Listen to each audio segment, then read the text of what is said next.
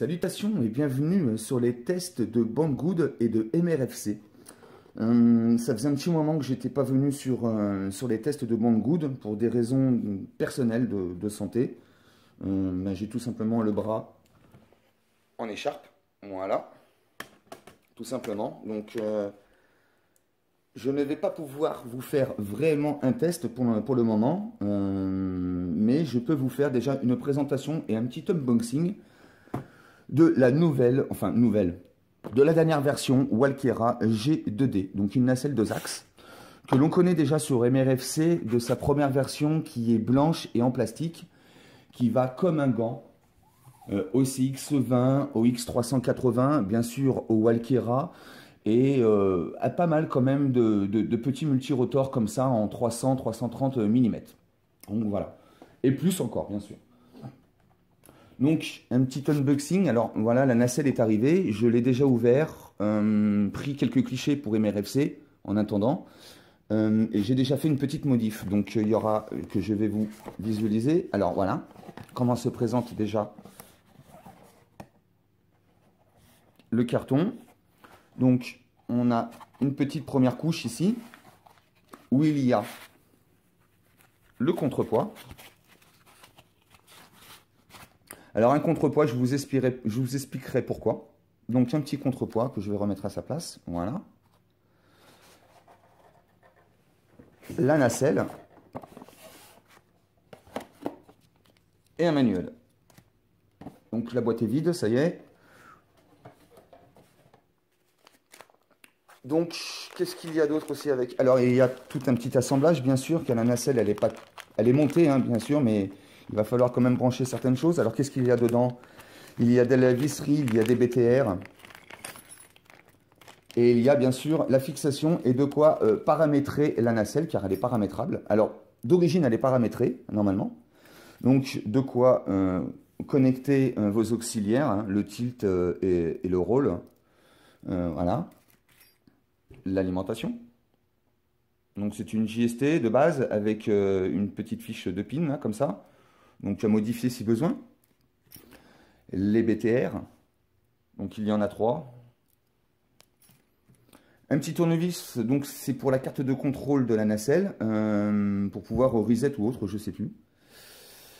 Et la petite patte de fixation qui, pour pouvoir fixer justement la nacelle sur le multirotor. Alors et voilà, c'est là quand même une différence avec sa petite sœur.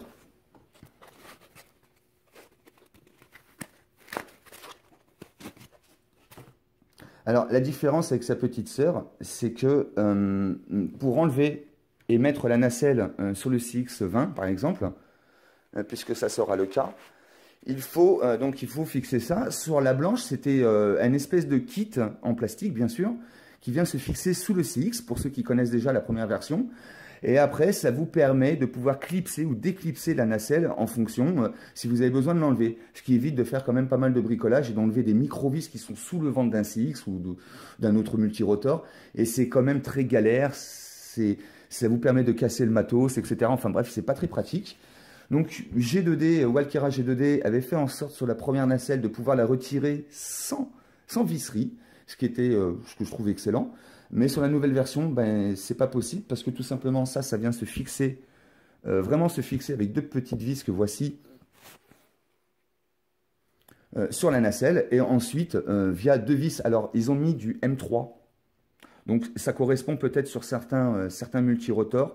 Sur le CX20, c'est pas du M3 en dessous, hein, c'est du 2.5, hein, d'accord? Donc c'est bien du M3...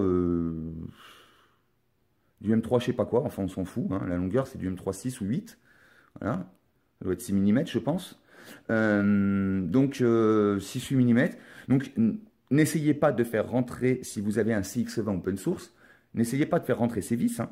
La Walkera G2D, c'est du 3 mm, ça va pas, hein. Donc celles-ci, vous pouvez les mettre de côté déjà d'emblée, car vous ne les utiliserez jamais, donc il faut vous débrouiller pour trouver... deux vis, si possible en BTR, tant qu'à faire, hein, en M2.5 par 6 ou par 8. Voilà. Donc la petite fixation. Je vais remettre tout ça dans son emballage, histoire de ne pas perdre des choses, surtout avec Surtout en ce moment, je suis très très maladroit. Je vais vous expliquer aussi pourquoi. Je vais faire un montage sur le CX20, mais il n'y aura pas de test pour la simple et bonne raison que j'ai plus ou moins bousillé mon CX20, du moins une partie du CX, car je ne peux plus me servir des inters sur ma radiocommande. Je ne sais pas pourquoi, j'ai merdé quelque part, ça c'est sûr. Donc ce qui fait que j'ai plus de tilt par exemple. Hein. Donc oui, puisque le tilt se fait par un potard.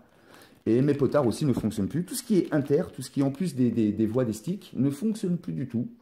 Donc il faut que je voie sur mission planeur ou directement sur le matériel, radio ou récepteur, voir s'il y a un problème. Mais ça ne m'empêchera pas quand même de monter la nacelle sur le CX pour vous montrer qu'elle lui va comme un gant. Donc pour ce qui est du matos, c'est fait.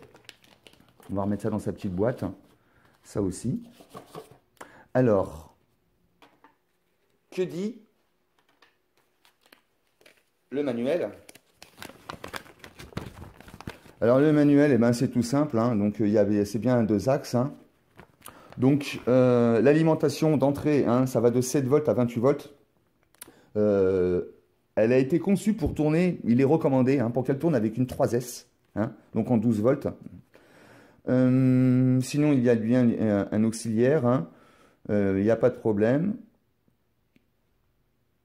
Bon, voilà, il y a des LED comme quoi ça peut switcher. Vous pouvez aussi la faire basculer de droite ou à gauche. Alors, je suppose que c'est pour la retourner, enfin, je ne sais pas trop. Et puis ensuite, ce sont les différents paramètres que normalement, de mémoire, vous n'avez pas à toucher.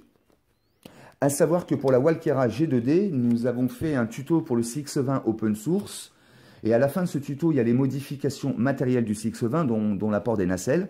Et il y a un mini tuto pour la Walkera G2D en plastique blanc, qui est quasiment la même. Donc, pour se référencer à un montage propre et sérieux, ben, je vous conseille fortement d'aller sur le tuto de MRFC, où vous y trouverez la nacelle Walkera G2D en montage sur un CX20. Donc, un petit rajout quand même d'origine, qui n'y est pas hein, en sortie de boîte, c'est le contrepoids que vous avez ici derrière, là. Ça, c'est moi qui l'ai rajouté pour ma caméra. Et bien sûr, les clips de retien, de sécurité. Voilà, j'en ai mis 4. Alors, ce sont des clips que vous trouvez aussi sur Banggood. Ce sont des clips dont vous allez dans le parts de DJI, je pense, et vous en trouverez de différents modèles ou différentes couleurs.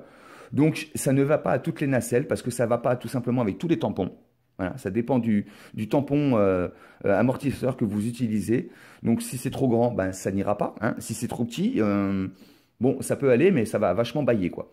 Donc là, c'est nickel, comme vous pouvez le voir. Il n'y a pas de souci. C'est vraiment nickel. Donc, bah, je vous les conseille. C'est facile d'utiliser. Hop, on met dedans. On clipse la petite capsule qui est en dessous, là. Et voilà, c'est sécurisé, c'est propre, c'est simple. Voilà, voilà, voilà. Donc, voilà pour ce qui est de la nacelle. Donc, comme vous pouvez le remarquer, on remarque la carte de contrôle de la Walkera G2D qu'on connaît très bien. Donc, ce qui a changé, c'est que tout est en métal, tout est noir. Voilà, ce sont les mêmes petits moteurs. Il y a toujours le contrepoids qu'on peut visser ici en fonction de la caméra que vous mettez. Si je prends par exemple parce que c'est une Walkera, et Walkera aussi a fait des caméras, dont la iLook. Et la iLook est une caméra où il y a un émetteur vidéo dessus, hein, il y a un VTX intégré, et donc sans antenne, qui est de ce côté-ci. De ce fait, Walkera a inventé un contrepoids ici, qui se vise directement sur le moteur, afin de contrer le poids de cette caméra-là. Maintenant, moi perso, quand je mets le contrepoids avec ma caméra, c'est simple, ça fait tout basculer de ce côté-là. Le contrepoids, il a quand même son effet.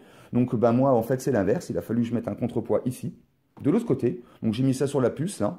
Hein, c'est pas un aimant, bien sûr. Hein, c'est juste une petite pièce de monnaie avec de la déco. Donc voilà. Et donc voilà ce que donne cette petite nacelle que vous connaissez très bien. Alors j'y mets dedans la Enken 4K, c'est la Enken H8+, il me semble, ou la H8 Pro. Elle lui va comme un gant, il n'y a pas de modif à faire, pas de souci. Donc voilà pour ce qui est du unboxing de cette petite nacelle. Sur la pesée, ben, vous savez quoi, je vais vous dire de suite ce que ça fait. Alors où est-ce qu'on en était? Donc à la pesée, donc voilà, je vous ai mis une petite balance. Alors, on va essayer de lever ça. Ça va bouger un peu, je suis désolé. On va la tarer. Elle est tarée. Allez, c'est parti. Alors, elle fait 139 grammes, hein, en sachant que j'ai rajouté le contrepoids. Donc, je vais vous enlever le contrepoids.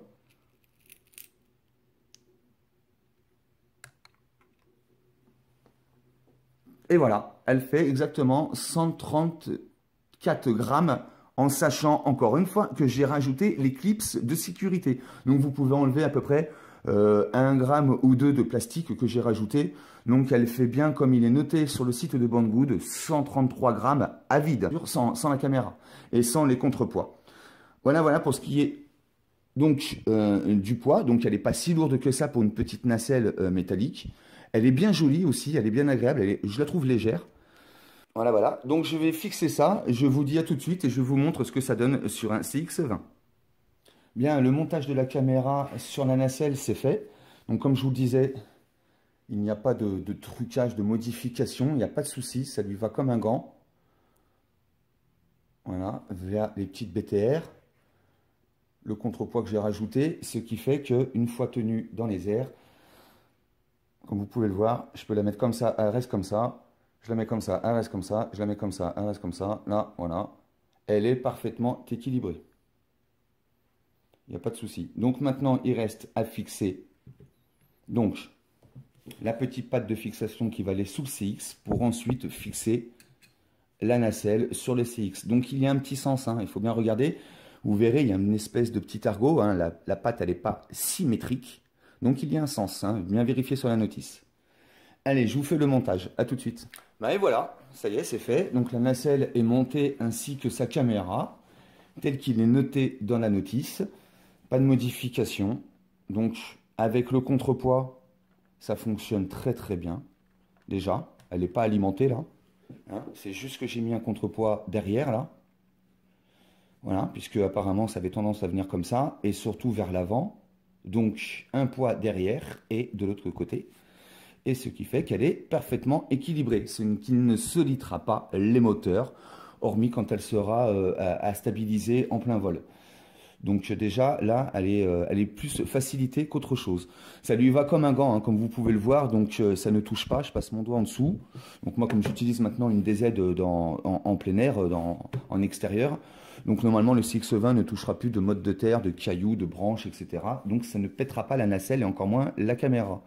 Pour ce qui est des fixations que j'ai rajoutées, que vous trouverez, donc comme je vous le disais sur le site de Banggood, les petits clips transparents, hein, ne font pas partie de la Walkera, hein, je le précise bien, hein. Ne venez pas sur le forum ou sur ma chaîne pour dire où sont les clips. Je parle français, donc c'est un test pour les francophones. Donc venez pas me dire des bêtises sur YouTube. Hein. Tout ceci vient de Banggood, la caméra, qui est un produit à part, la nacelle, qui est un produit à part, le CX-20 qui est un produit à part, et les clips de fixation, de sécurité pour les tampons, qui est un produit à part. Voilà, je pense que là j'ai bien détaillé ce que je vous présente ici même. Donc voilà, donc pas de commentaires superflus s'il vous plaît sur MRFC ou sur ma chaîne YouTube.